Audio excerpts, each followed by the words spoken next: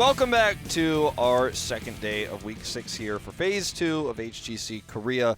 We now have MVP Black facing off against underdogs RRR, and they fought hard to get here. They got to the top of the open division. They lost in the Crucible, but they made it into Phase 2. Probably all the members looking up to MVP Black as stars, wanting to one day be players like Merryday, who's now retired, Rich, Kyocha, but still a large gap. They're still not quite there. Yeah, still a big gap, and continuing on from yesterday when they had to face L5, the Eastern Class champions, and right after, the day after, not even 24 hours later, they had to face MVP Black, and that's a big challenge, but I asked them, and they are willing to accept the challenge, and they are willing to learn from the stronger teams and try to climb their way up because they don't think they can go up high as they know the reality, but they want to learn. They have that kind of mindset.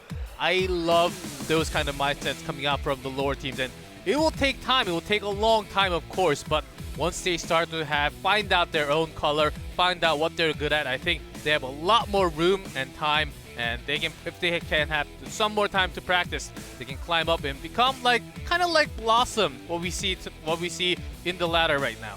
Yeah, I mean, it's definitely a path they want to walk, G-Clef. But MVP Black now failed to take the title of the Eastern Clash. L5 with their new roster got revenge, and a lot of people were saying, analysts and otherwise, that MVP Black came in too cocky and too confident. When they failed in the midseason brawl, they had their impervious 7-0 record going into the first part of this second phase. They're still undefeated here domestically in Korea, but will they continue the unbroken record? It's tough to say, but you have to think that in terms of practice and what they're focusing on right now, they're definitely trying to step up the practice once again, as they did in the first part of this phase after their failure in Sweden. And after all the thing, King's Key Point is referring to the Eastern Clash. That hurt? Me too. Yeah, they could not really get their title back from the Eastern Clash. So Saki, of course, once Kel'Thuzad comes into play, he will be the man with all those skill shots landing on all the members. Absolutely. By the way, Sake has the highest KDA in this entire league by far. He has 11.38. The next closest is SDE at like 8.2. He is 3 whole stacks above him, and part of that is because his fall set play is so crisp. He's also playing a lot of Tastar, but he does not die on the Tastar. 9-1 on the hero currently. An old Kyocha favorite, but it's now Sake has moved into the range flex, as Kyocha will be the main support, filling the shoes of Merryday. The RRR, as we say, a mountain to climb. They had to face off against L5 yesterday, and so today, I mean, let's see if their morale can be kept together, as obviously losing against L5, defending Eastern Class champions, and losing to the team that lost to L5 in that finals. It doesn't feel very good when L5 was historically the better team throughout the end of 2016 for MVP Black. You're the team that's at the bottom. You struggled to get the win against Raven, and now you face the 2 champion teams globally. It's a rough start for this season for RRR, but at least once tonight is over, the worst is behind them. Yes, worst is behind them, and actually it can be a great factor for them. They can learn from the stronger teams, and they can face against the lower teams later on, and they will have a lot more room and practice time to actually fight against the easier team for them. So I think it's a pretty good matchup for them for the beginning of the part number 2. Here we go, key player Oduck. Of course, lots of losses there against L5, and Chen play, Genji, of course, not so perfect, but he tried some, and one of those games, and I believe it was Oduck, he didn't swing a single blade, and It was gone. Yeah, Oduck not having the best Genji performance, but I feel like when you look at what the struggle was for RRR in terms of drafting against L5 is they didn't know how to deal with Garrosh, and they were trying to run dive into Garrosh, which is always a bad thing from what we've seen so far. So perhaps drafting around that if we are going to see Rich on the Garrosh, which is a very high chance, you have to imagine, from what we've seen so far. I was a big doubter. I wasn't sure if we were going to be seeing this much Garrosh this early. I thought it was going to be a slower transition to players becoming comfortable with him. But boy, was I wrong. He's almost 100% involvement in the 9 games we've seen. Or 10, I should say. We're headed to BOE. This will be the map pick of RRR into MVP Black. A bold choice for RRR. Yep, and they better have a pretty good strategy. They did against... Ooh, look at the production going super quick today. Yeah, I didn't even see what the map bans were. Both StarCraft bans. Oh, okay. StarCraft maps are banned, Brax's Warhead banned, and BOE, of course. Yesterday, RRR, what they tried against Garrosh, against Garrosh, Uther, lots of armor, bringing lots of percent damage. Tychus, Martial, and lots of percentage because they ignore all the armors. It didn't really matter, but of course the coordination against L5 lacked a little bit, so they ended up losing. But the idea, they have an idea. That's a good start. We'll see the Oreo ban here for MVP Black. We've gone full caps lock in our UI here. RRR will likely ban the Genji away. Against MVP Black, I think you have to. And what we saw from Oduck yesterday, I think you're not trying to hold on to that one. And there's HGC here on camera, not having the happiest of moments here in the draft. As soon as I say it, she smiles though, so that makes me feel better. TAS will be the ban, so Black, I think, will take the Genji. Opportunity here is a big one. And ooh, resets Genji is painful. If one of you're the on the strongest in other the world. side, Yeah. yes. But Black, especially Sake. We're talking about his KDA, but in the Eastern Clash, especially on Spider Queen, he had made lots of positioning mistakes, and he also picked off several times. Not just several times, a lot of the times, almost cost them losses against the weaker teams. They had lots of mistakes, especially Sake and Rich, when they were pressured from the beginning of the game. They seemed to choke a little bit, actually. So you could see their synergy and rotational work not too perfected yet with the roster swap. Still, it's been a long time, and I want this to complete, so... Looks like they wanted the Garrosh pick. They were willing to give the Genji up. And remember, Garrosh has been very strong against the Genji, very strong against heavy dive like the Illidan. So at least there's a plan here. You know, resets 0-5 on the hero currently, and I don't think that's changing anytime soon. Not in this game either. But the plan is, let them have the Genji. We'll counter the dive with a defensive comp. And I think they're probably looking towards maybe even the Arthas pickup here towards the second part of this draft to just play defensive. Arthas Li Ming would be a great way to have the poke with the Greymane Li Ming and the counter to the dive where you already have Garrosh there. We're getting a bit ahead of ourselves because we don't know what Black will lock in here. Uther very much available and a good choice. There he is. And so what sort of tank do they want to grab if they want to lock that one in? It's going to be the safe pick, the Muradin. If they had a Tastar available, I think they would have went for the entire divey way with the Rhaegar coming in. But because Tas is already banned, so they went around. Even if they have Genji in their hands, they took Uther, the solid. I think they're going for a little bit more balanced team comp here. Not really going for the all the way in racing, all the way in rotational work. Maybe we'll see a Sake Fawcett coming in because of the ban too. It could be. I wonder... Tastar removed. Yeah, you know what? Falstad could be a pick here for Sake. Absolutely. In the second phase, he's only played 7 heroes, in fact. And Falstad is his second highest next to the Tastar. Greymane's also removed. The only other heroes he's played, to be totally honest, to give you guys the info, are Gul'dan, Gal, Tychus, and 1 game of Cassia, which isn't well suited to this draft right now. They will obviously remove the Rhaegar. I mean, the fact they even waited that long just shows that they're thinking about something deeper into the next phase. I want to use that time bank for discussion.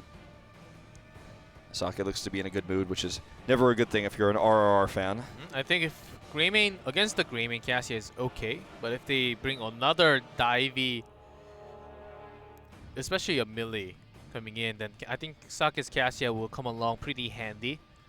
But having Garrosh, I don't think they will go all the way divey in because Genji will be coming in. Uther is already onto the other side, so there's already the pressure of Storm coming in later on.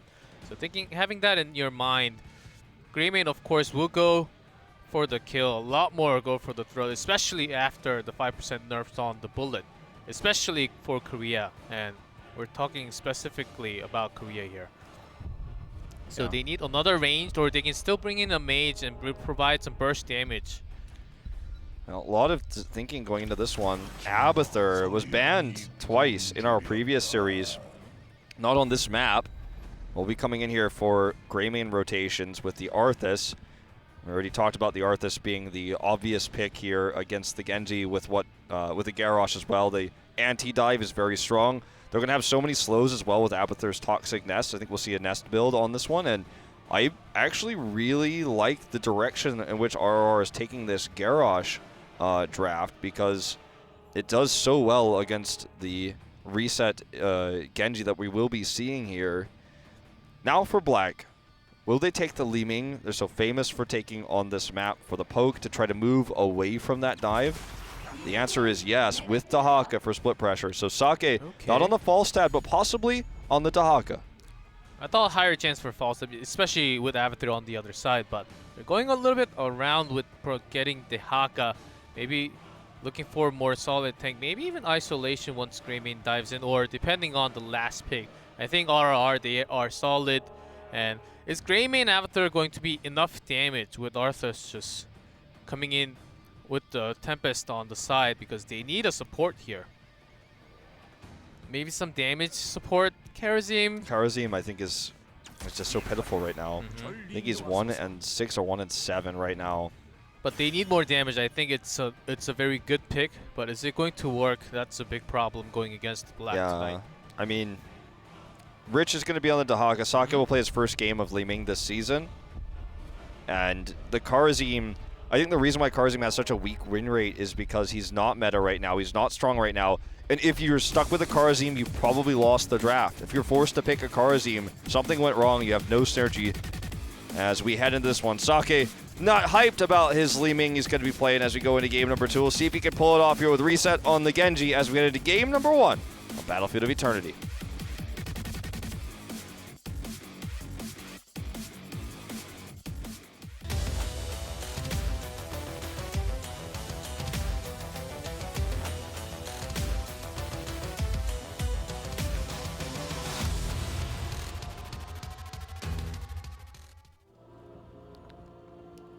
So, reset on Genji, Sake on Li Ming, Kyocha on Uther, Rich on Dahaka, Tist on Murden. Didn't think we'd have the Rich swap for the Li Ming, but we knew it was a possibility. And on the other side, RRR, Odak on Garrosh, MSG on Karazim, EZZ on Greymane, Kong on Avatar, and take a look on Arthas. It's not really common that we see Rich playing an off assassin hero, which I think costed somewhat in the Eastern Clash, and they have made an adjustment with Rich playing Leoric and Dahaka once there, and both times they won the game. And now in this meta, especially where you need to flex into and outside your boundaries, and Rich bringing the Dahaka, I think Black, with this kind of change, they can succeed even against L5 and maybe into BlizzCon. I think this is a very good practice to see. Okay, Sake does get picked here by the grab, by the Wrecking Ball, but does get the armor there from the Uther heal. Will survive through the Cannon Tower as well. And yeah, Rich played Dahaka 0 times throughout Phase 2, but it was when Dahaka had fallen out of the meta quite a bit, and he did play it in Eastern Clash many times, and it looks to be a strong hero for him. Sake has also played Dahaka before in weirder situations than this, so we thought there was a chance he might do it, but it's not going to be the case. The bullying in the top lane against Rich, though, is quite effective, and I think that they're getting more out of that than Black is getting out of this 4 versus 3 lane. Actually looks to be pretty similar, to be honest. We didn't have a shot of it, so I thought maybe more ammo had been depleted. Significantly low, though, down to about 10 shots now with the regen. With the Avatar, of course, it helps a little bit more, but Black does have more poking potential. So over time, I think their Immortal they do not have Greymane, they do not have anything based on percent damage like Martial to burst down, or Artanis or Vala for the Immortal, but they have lots of pokes. if RRR comes in defending like this, they can just poke out and try to do sustained damage onto Immortal and try to draw this game into a long game. And when they have the angle to dive in, looking for those resets, I think they will be diving in heavy. All right, Tist is going in here, is grabbed, will escape using the Dwarf Toss, and now a one fight in terms of HP exchange for MVP Black. The orb goes wide here, will not get the max range connection that it could have been resets for a pick, but regardless, the fight is won for Black. They will end up getting half of the health here, heading into halftime down without taking a single scratch on their Immortal. RRR can't fight without Greymane, and that means they can't send Greymane to solo the Immortal to try to make it an even trade. In fact, Reset very aggressively trying to look in here and to kind of chip away at HGC so they can dive on her. Black is actually all right with them defending because they have lots of pokes. They can slowly just do damage. Yeah. All right, it's breaking the option to watch Kong on the Abathur, but Reset's coming in. Will force him back. This is an opportunity for RRR though because Reset is not here. Unfortunately, they squander it though, targeting Kyocho, who's in safe position and had the self-armor there. So just gonna force Abathur back, in fact. And he's moved down to the bot lane. So split push on both sides for MVP Black as they just poke on their side of the map. That's why the halftime is so important for this first Immortal. Here's the grab too. And this is a disaster for RRR. Oduck is caught. Will barely survive, but it's going to be a 9,000 shielded Immortal. They got extra soak in both lanes, so despite the Abathur pick for RRR, MVP Black maintains an experience advantage. And it's all done without a single kill on the board. They actually did lose too much EXP because Genji went top, Yep. soaking the EXP. And this wave, they got this one too, and the Immortal is coming up, and Dehaka is soaking bottom.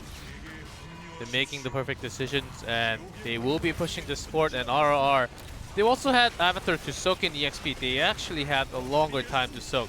But the problem is they've been losing a lot of the damage, and they have to go Hearth back, and lots of them tapped onto the fountain already. So this fight, maybe if it goes on for a long time, Black would just push out a little more. I mean, Teklut narrowly avoided that stun there. At least that's one thing they've got going from the toss, unfortunately, is onto Tist, and Reset's going in deep. Oduck is getting body blocked by a Genji. That's never a good sign. The deflect doing some extra damage. He's just going to go ahead and cyber agility over the wall. Tist, very, very low, actually does not proc his trait. This is still going to be a positive trade for MVP Black, but a little bit greedy there on the Muradin. But when the dust settles here, not only do they get this fort, but Abathur is under duress in the bot lane. He actually is going to go down, it looks like, very likely here. Rich unable to get the tongue grab, but now that the fountain's down, he can't hide behind it anymore. So they get the pick, they get the extra soak bot, they get the top fort, and the only thing RRR gets is an overextended Tist kill. So things going from bad to worse here already. You know what? If Abathur dies, the game's over.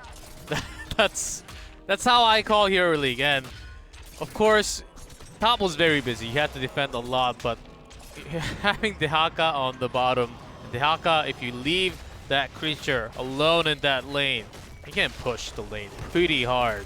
So that's something else you have to be careful as an Abathur player there.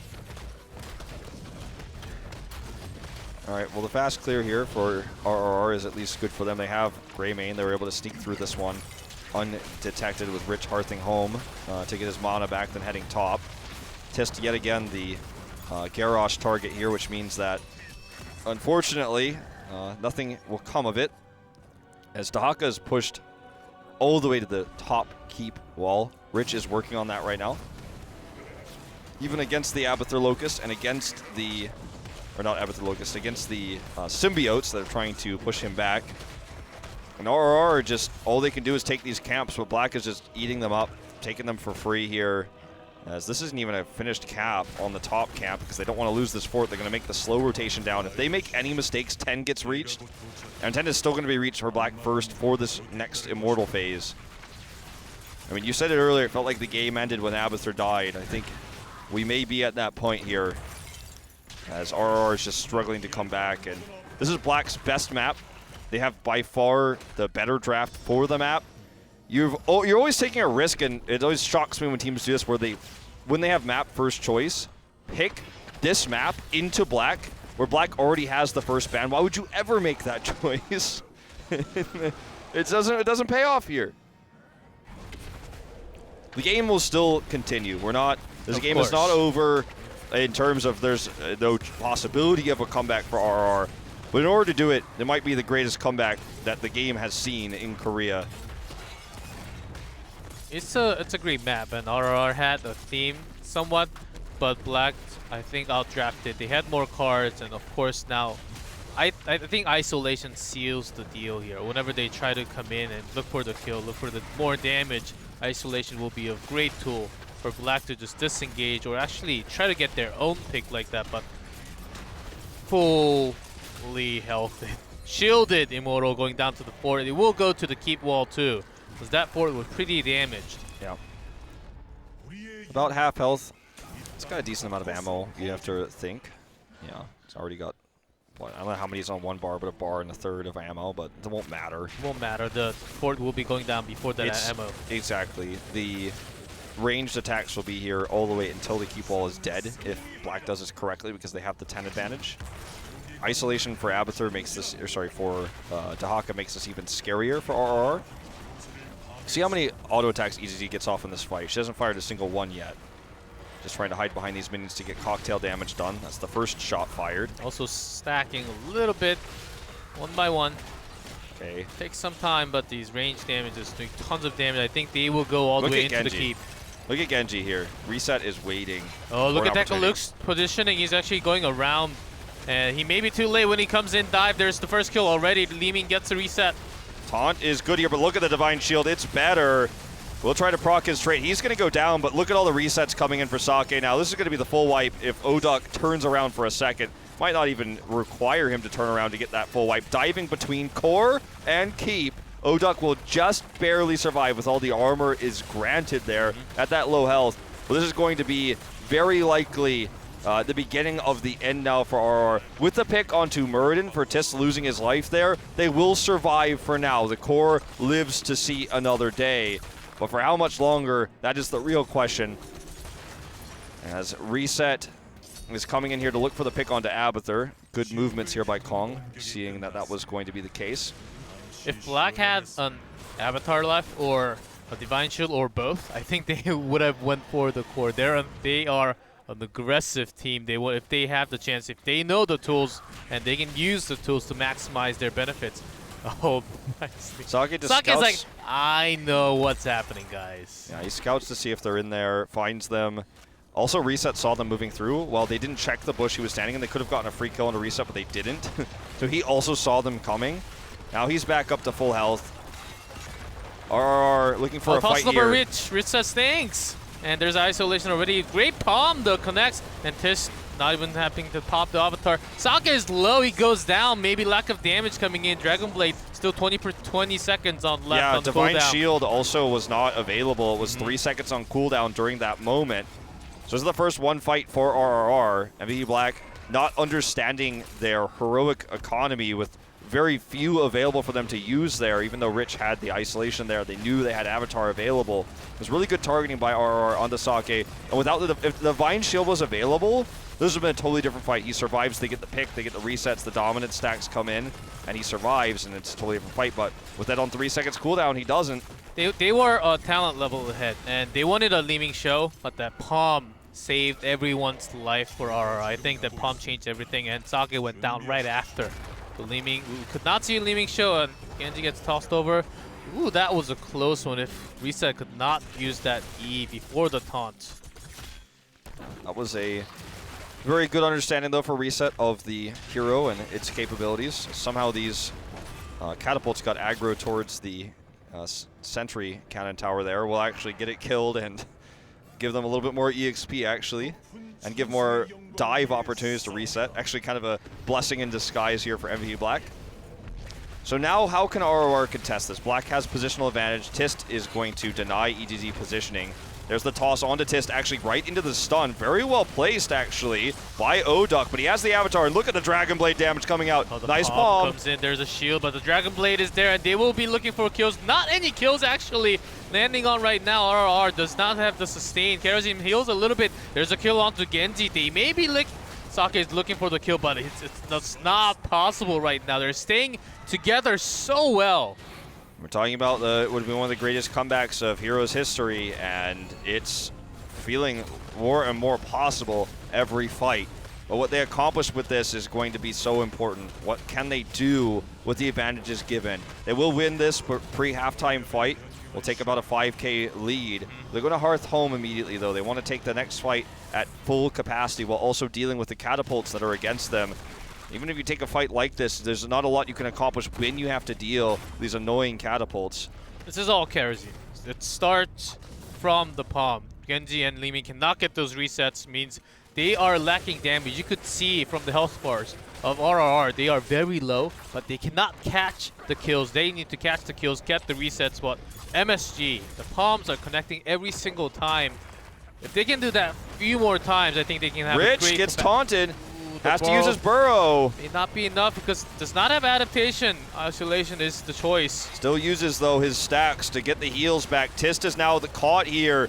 Doesn't have Avatar for 3 seconds again. No Divine Shield for 6 seconds this time. MVP Black feels like they're fighting under the assumption they have tools that they don't in these fights that would have easily saved them the Avatar, the Divine Shield. These tools would have gotten them perhaps even a turn in this fight, but because they didn't have them, RRR look like gods here, and they're going to pick up Sake, it looks like, as well. Well, we have the cocktail. The Illusionist barely saved Sake. Even with the help of the Immortal, he barely survived that. They will get the Immortal, but they lost a lot of their members and gave a lot of room for RRR to catch this game up.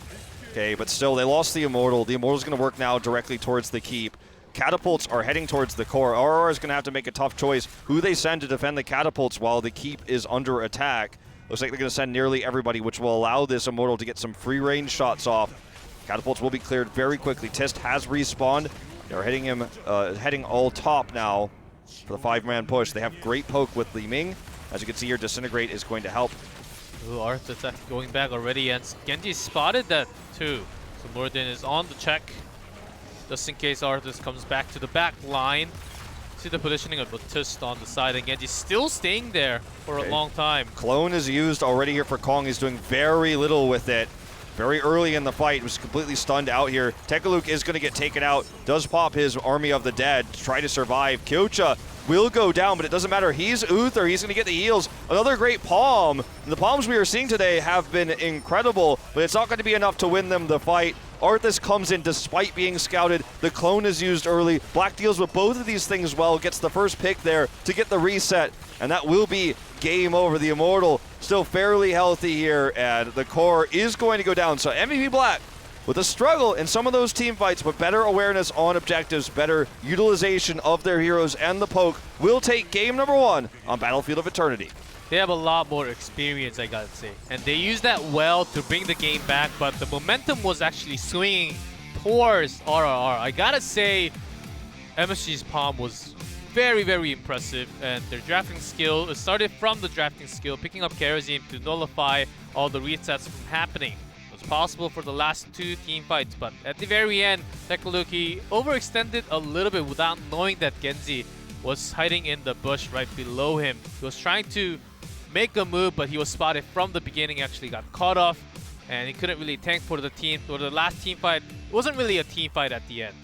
I think they could have rotated back to taking the Immortal instead of trying to get more kills in the team fight, which would have allowed them the opportunity to then start to do some more damage structurally to MVP Black, but they decided to commit instead to chasing for kills. They ended up losing the Immortal there. They didn't come over and chase Reset off of the Immortal, which could have helped them, just secure that and perhaps even get some kills if Reset made a mistake. So I think just saw blood in the water, got pretty excited, I think, about the team fight wins overall, but didn't realize what they meant when the catapults were attacking the core and they didn't have control of the Immortal. So when you get that far behind, you lose the keep that early. The catapults always mount so much more significantly, so it ends up being a situation where even when you win a fight like that, it looks like, oh my god, RR won a team fight against MVP Black, what's going to happen? Is it the comeback? But in reality, it was not, because they couldn't use that opportunity to do anything greater. And that fly is still coming at us, man. I keep looking over there. He's over there. But meanwhile, Black was, of course, the rotational-wise, they were